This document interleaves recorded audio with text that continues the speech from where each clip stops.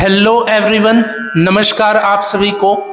आज इस 402वें दिन के वीडियो में आप सभी का स्वागत है।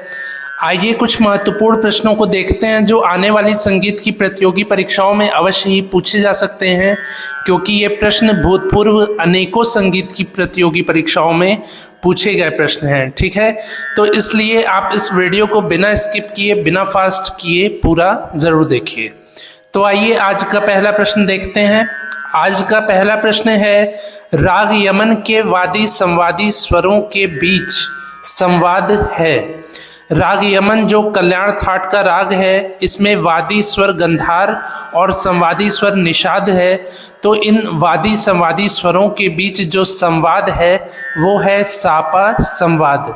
सापा संवाद है वादी और संवादी स्वरों के बीच राग यमन में। ठीक है, सापा संवाद में कितनी श्रुतियां होती हैं, इसका आंसर आप कमेंट में जरूर बताइए। ठीक है, इसके बाद अगला प्रश्न है, संगीत रत्नाकर ग्रंथ के लेखक हैं।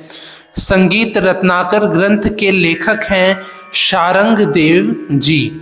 शारंग देव जी संगीत रत्नाकर ग्रंथ के रचयिता हैं। ठीक है, इसके बाद तीसरा प्रश्न है, निषाद स्वर से संबंधित पशु है। निषाद स्वर से संबंधित पशु है हाथी। हाथी का जो आवाज है वो निषाद स्वर से मिलता जुलता आवाज है, इसलिए निषाद स्वर से संबंधित पशु में हाथी को माना गया है।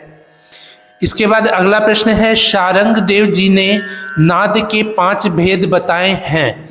वह है, शारंग देव जी ने नाद के 5 भेदों को बताया है, जो है सूक्ष्म, अति सूक्ष्म, पुष्ट, अपुष्ट और कृत्रिम।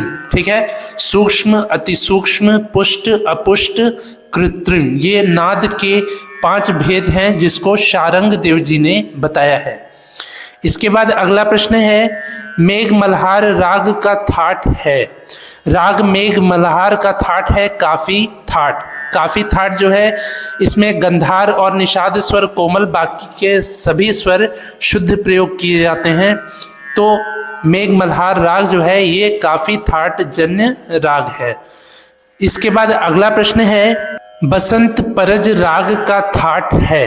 बसंत और परज राग का थाट है पूर्वी थाट। पूर्वी थाट का राग है बसंत और परज राग। ठीक है, पूर्वी थाट में रे, ध, कोमल, मध्यम, तीव्र और सभी स्वर शुद्ध प्रयोग किए जाते हैं।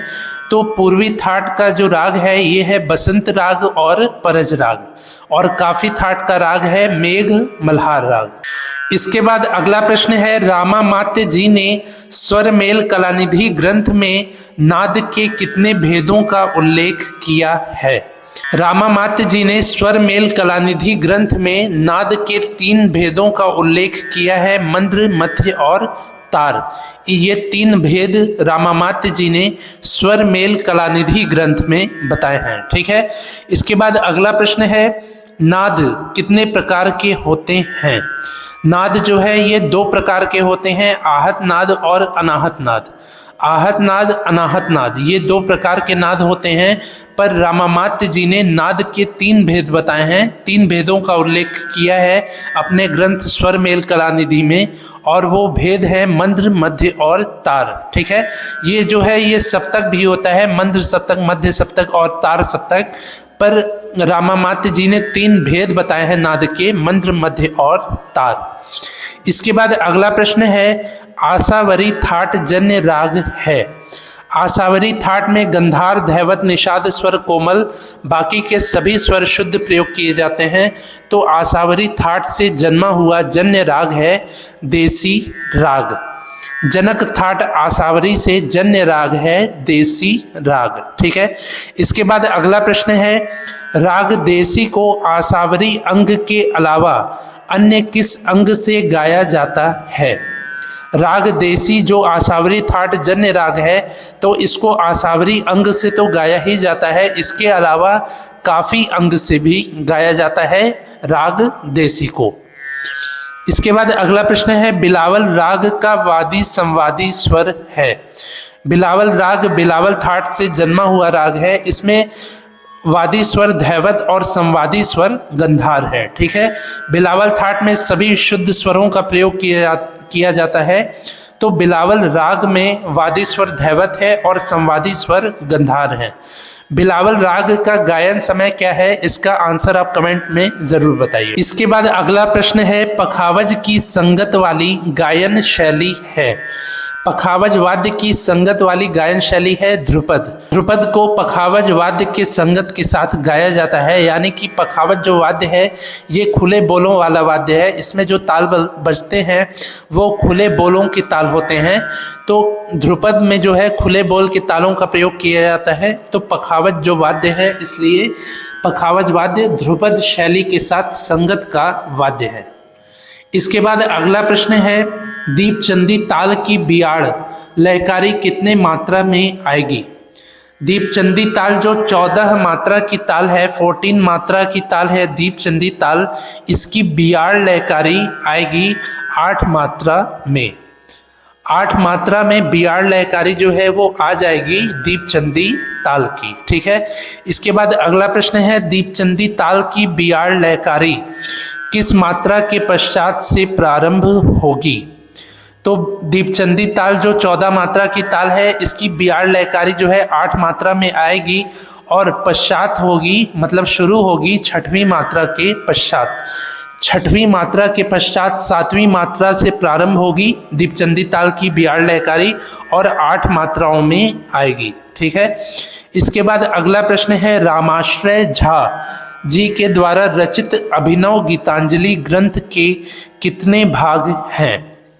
रामाश्रय झा जी ने अभिनव गीतांजलि ग्रंथ की रचना की है, तो इस ग्रंथ का इन्होंने 5 भाग बनाया है। ठीक है। रामाश्रय झा जी ने अभिनव गीतांजलि ग्रंथ के 5 भागों को रचित किया है, लिखा है। ठीक है।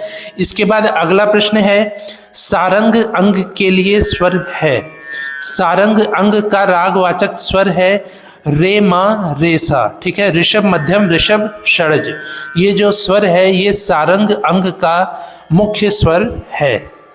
इसके बाद अगला प्रश्न है, भातखंडे ताल पद्धति में खाली का चिन्ह है। भातखंडे जी के ताल पद्धति में खाली का चिन्ह है 0।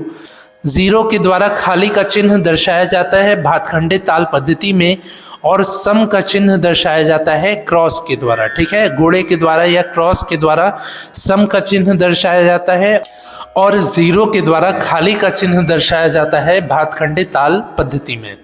इसके बाद अगला प्रश्न है, 10 थाटों के प्रतिपादक हैं। 10 थाटों के रचनाकार हैं, प्रतिपादक हैं भातखंडे जी। पंडित विष्णु नारायण भातखंडे जी 10 थाटों के प्रतिपादक हैं। ठीक है। ये 10 थाट कौन कौन से हैं, बिलावल, कल्याण, खमाज, काफी, आसावरी, भैरव, भैरवी, मारवा, पूर्वी और तोड़ी। ये 10 थाट हैं जिसके रचयिता हैं पंडित विष्णु नारायण भातखंडे जी।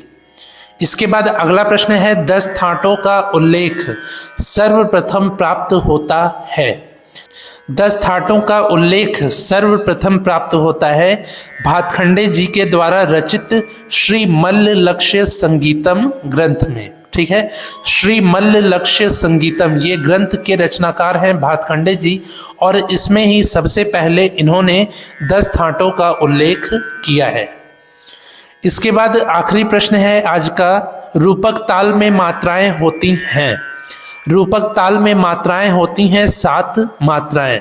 रूपक ताल में 3 विभाग होते हैं। इसमें पहले विभाग में 3 मात्रा, दूसरे विभाग में 2 मात्रा, तीसरे विभाग में 2 मात्रा होती है, और इसमें मात्राओं की कुल संख्या है 7। ठीक है। इसका बोल है ती ती ना धी ना धी ना।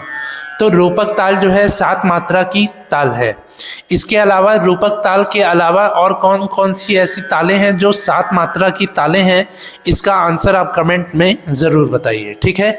तो ये हो गए आज के 20 महत्वपूर्ण प्रश्न। मुझे उम्मीद है आपको ये प्रश्न अच्छे से समझ में आए होंगे। यदि समझ में आए हो तो आप इस वीडियो को लाइक करिए, ज़्यादा से ज़्यादा अपने दोस्तों से शेयर करिए, कुछ पूछना हो तो कमेंट करिए, और मैंने जो भी प्रश्न पूछे हैं उसका निसंकोच बिना डरे आप उत्तर भी ज़रूर दीजिए। ठीक है। आज ये 402वें दिन का वीडियो है। इसके पहले मैंने 401 वीडियोज़ को बनाया है, जिसके प्लेलिस्ट का लिंक नीचे डिस्क्रिप्शन में है। आने वाले प्रतियोगी परीक्षाओं की और भी बेहतर तैयारी करने के लिए आप उन सभी वीडियोज़ को एक बार ज़रूर देख लीजिए। तो मिलते हैं ऐसे ही अगले 403वें वीडियो में। तब तक के लिए नमस्कार, धन्यवाद।